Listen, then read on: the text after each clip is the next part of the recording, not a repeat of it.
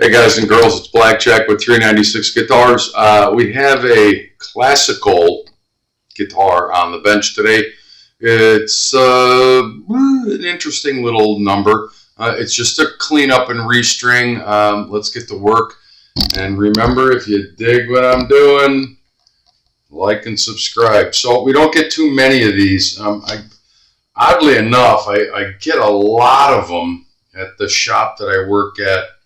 I subcontract out to. When they get overwhelmed, they call me in and I go in and do some work for them, with them. And oddly enough, I get a lot of these classical guitars in there. This is a Cordoba. Now, I'm going to probably butcher this because, as I've said, I am a gringo through and through, although I've worked in Miami for 10 years and I should know Spanish a little bit better than I do, but it says Hecho a mano España. And the only other thing, genuine Cordoba, made in Spain. The gentleman that gave me this guitar is pretty proud of it and pretty sure that it's a real instrument. Now, it seems to be well built. I other than restringing them, I've done some here. In fact, I have some old videos on my channel of a classical guitar that had a broken headstock, and I had to do a lot of work on it to get it together to make it work right. Glue it together, clamp it, all that good stuff. But this really seems like a quality instrument. The only thing that weirds me out, there's no truss rod in this thing. So either the builder was so certain that when he built and manufactured this guitar, and I'm going to say it's hand built in Spain, and let's face it, if a classical guitar from Spain, if they don't know what they're doing with a classical guitar, then there's something wrong, because that's where they come from, and all over Central and South America as well. That's my rant and what I know about classical guitars. Interesting, they don't take regular strings. You have to know how to tie them and wrap them. They're nylon, and the fretboard is much wider than a regular guitar. It lends itself to flamenco and all kinds of different fingering and picking styles.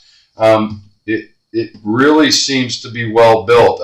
When I first picked it up, I didn't really give it that much of a look over, but now that I'm looking at it, it really seems to be what the owner thinks it is, which is a high quality guitar. Now, I can't say that about the stringing issue, because clearly it's missing most of its strings. It's only got 3 on there. We're going to take them off, and we're going to start fresh with this guitar. We're going to clean it up, of course, when we get the strings off, and we're going to go from there. I really don't want to put a power tool on these until I have a chance to de-string it and see what's going on. And I notice now that the nut is pushed way over that way.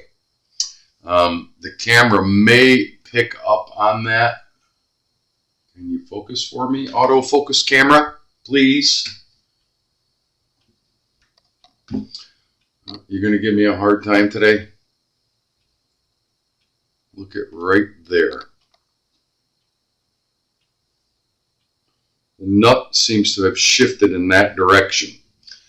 So right away, before I even take the strings off, I've already noticed the problem. And I'm guessing that once I get the string tension off of here, that nut is going to be probably loose in there. Oh yeah, it's already pushing. So first repair of the day on this guitar is going to be setting the nut and making sure that it doesn't move on us while we're trying to restring it, clean it up and restring it.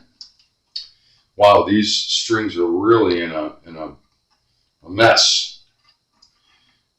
Like I said, I don't normally. I go, put the tool on there, the power tool, but I don't know. On this one, I'm erring on the side of caution. I may use it to string it up, because stringing these things up, these nylon strings are, for lack of a better term, a major league pain in the butt. You have to tie them on this end and wrap them just so on that end, and don't dig it, not my favorite. And whoever put these on there did not know what they were doing. They are not wrapped correctly. That much I can tell you. This one and this one look closer to what it should be, but that one that I just took off, no, not so much. And we'll get into that, because that's always fun over here on these type of guitars. What do we got? We got 2 more strings on here. This is going to eat up a little bit of video time, but I don't want to put a power tool on this. I really don't. These are very small gear sets, and you'll notice that classical guitars are, the tuning pegs are positioned differently than on a regular acoustic guitar, and yet they're completely different. Don't start putting steel strings on this type of instrument. All you're going to do is booger and break stuff up. I'm going to pause really quickly while I get these last 2 strings off, and we can start fresh with a clean slate. Stand by. Okay, we're back, and yes, we do have a problem, Houston. This nut, I'm going to say, is no bueno. It popped right out. It doesn't look like even that it's ever been, it doesn't even look to me as though it's ever been glued in. There is no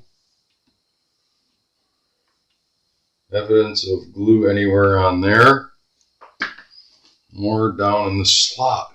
It looks as though, pardon my big fat, oh no, there's a little dollop of glue. So yeah, we're gonna have to clean that up and then reset the nut.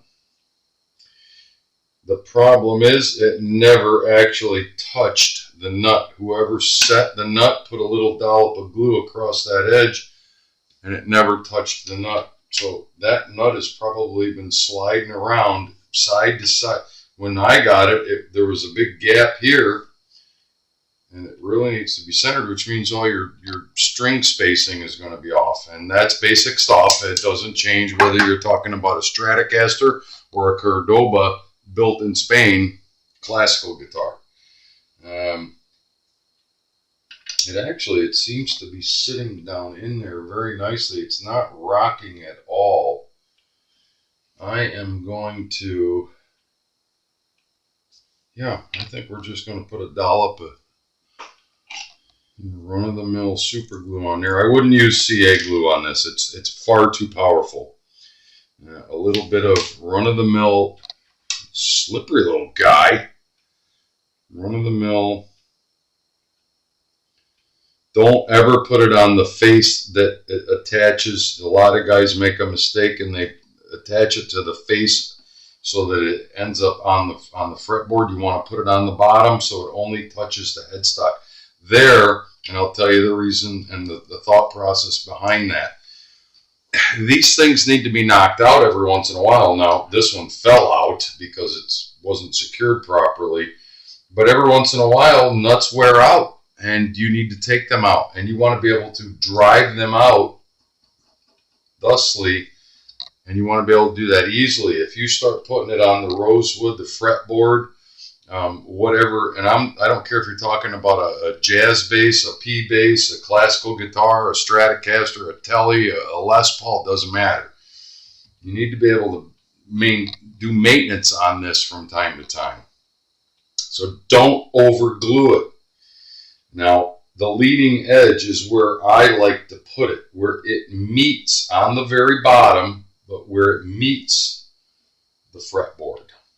And usually that, and only on the bottom. That way, when it's time to knock it off, you can tap it ever so slightly in this manner, and it will break that glue loose. Okay, so that's my rant on that. Stand by. I think this glue is all dried up. Stand by. Okay, we're good. No, I checked. There's actually a good little bit of glue left in this, and we want to put it right. Test fit again and make sure we're not getting something somewhere where I don't want it. Right down there. So 1, 2, and you know this stuff is goopy. It gets everywhere, so be careful. Let's not have a trip to the emergency room with our fingers glued together. This stuff isn't the bad stuff. It's only Gorilla Super Glue. And like I said, I don't want to use anything really, really potent on gluing a nut in.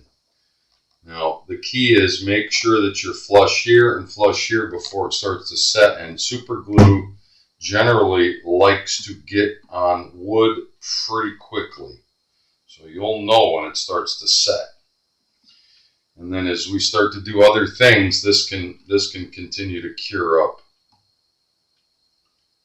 Yeah, I think that's okay. I may even put, should I put one of these guys on there?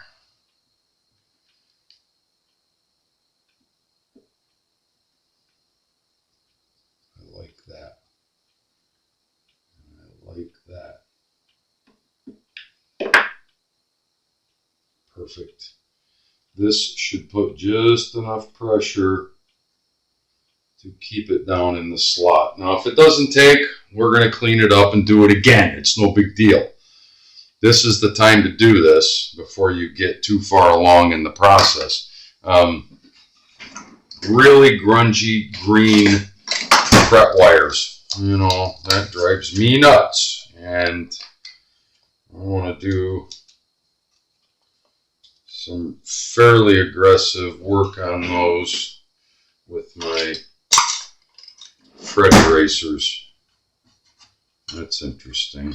The fret wire is actually cut and molded around the opening instead of the fretboard just hanging out there. Interesting. I'm starting to be a believer in the Cordoba guitar. Look at the difference already. How green these frets are. They haven't been cleaned or given any love any time in the recent history of its life. There we go. Get it cleaned up. All right, you've seen this exercise a million times. You know where we're going. I have to go all the way up the fretboard and then go to 1,000. I'm starting at 400 this time, and then we're going to go to 1,000. So I'm going to pause, get the fret wires cleaned up, and then we're going to clean and oil the fretboard. Stand by. I just want to show you. I'm sure the camera can pick up on that. You can see from here down, we already just cleaned it just a little bit. You see how green these frets are here, and this is where we started to clean them. This is a big difference in how an instrument plays. I'm hoping that the camera is picking up on that, how green these are and how these are starting to clean up. I just wanted to put that in there quickly because it's important doing fret dressing. You have to clean these frets. That's where the rubber hits the road. That's your tactile feel when you're fretting notes and hitting the strings on the frets. If they're green and gooey like that, that's not good, and it's not going to be a pleasurable playing experience. So that's why we go through this exercise. Stand by. So you will see that we took the clamp off. That thing is now solid and ready to receive the new strings. Last little thing we're going to do is treat the fretboard. Get a little bit of linseed oil on there. That's clear coated. We don't need to do that. That's a finish job that you usually don't see. Somebody that built this guitar took the time to clear coat and polish and lacquer all that wood down there. And by the way, it's quite a substantial bridge compared to what you would normally see, which lends itself to being a far more stable instrument.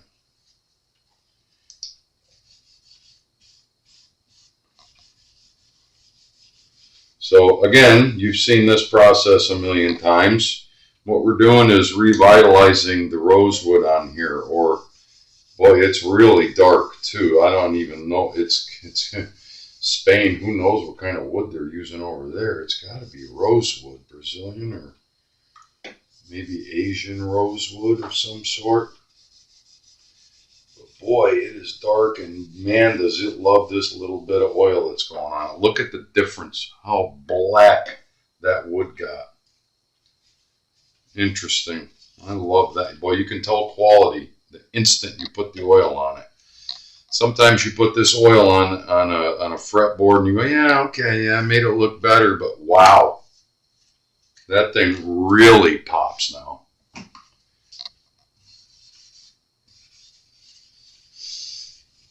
So we applied it. Now we're just rubbing it in and just lightly taking the excess off. I'm going to let that sit for a moment, at least 5 minutes, and then we're going to come back. Boy, the way the light is hitting those frets, they really shined up nicely. Stand by. We'll be right back. Okay, so, boy, oddly enough, when I picked up this guitar, he gave me another guitar that I've been doing some work on, and I kind of overlooked this one because I'm so used to seeing these little classical guitars being cheaply made, and I didn't really pay close attention to that. Yeah, look at that. Some of that is the silver coming off of the when we polished and sanded the frets and erased the frets to get them back up. I didn't pay close enough attention to this one. I was enamored with the other guitar and the color and what it was, and I'm not going to bore you with what kind of guitar it was. It doesn't matter. But now that I finished his other guitar and I started working on this one, I got to say, this guitar is actually a higher quality instrument than the other one. And just my, I've been working on guitars for a long time, and it's funny how you can overlook something. And I pre-qualified his instruments and went right to the other one because I was more familiar with it. But I gotta say, this guitar really seems like a quality instrument, what I'm seeing. And now that I'm close down on it and I'm touching and feeling it and cleaning things up and starting to pay attention, I think this is a higher quality instrument. I'm going to do some research, and I don't do that every time on guitars that I get unless somebody asks, what is it, what's it worth, would you want to buy it? Generally the answer to that is no, I don't want to buy your guitar. Because I'll end up insulting you, because there has to be a pot of gold at the end of the rainbow. We're going to clean it, but before I do that, I want to very meticulously check the hardware. Small screws, just like on any guitar, just to make sure everything is snug. I don't know if this is in the video. Yep, it is. Everything seems to be a little loose, but not terrible. And by the way, it all seems to be in excellent condition. It's really quite a nice little instrument. But most of this hardware is loose, and that can't be good when we try to tune it up. I'm kind of curious what that is, if it's hot metal or that is steel or brass. And man, it looks really nice. Very ornate. Very crisp and clean. Just look at the hardware on that. It's pretty damn nice. And it is not cheap hot metal. It is very, very, very nice. Everything seems to be pretty snug and tight here. Wow, I'm starting to like this guitar more and more every moment. We've done everything up on this end. We destrung it. We cleaned and dressed up the fret. The fretboard, I'm going to wipe it down because, well, damn, it deserves it. It's not dirty by any means.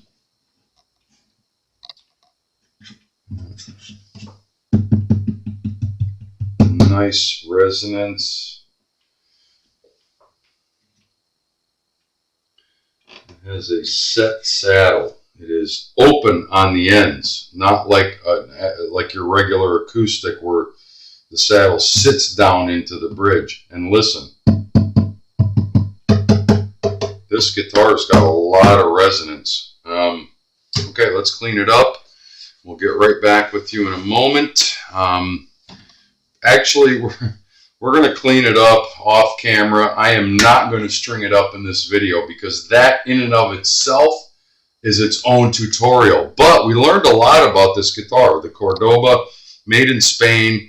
I'm going to do a little more research on this, and in the second installment, we're going to restring it and talk more about this guitar because the more I look at it, it really is quite a nice little instrument. This is Blackjack with 396 Guitars. I hope everyone has a happy Thanksgiving. Thanksgiving is tomorrow, and we'll talk soon. And remember, if you dig what I'm doing, like and subscribe. We got something different today, but hey, the world is full of different things. We'll talk soon.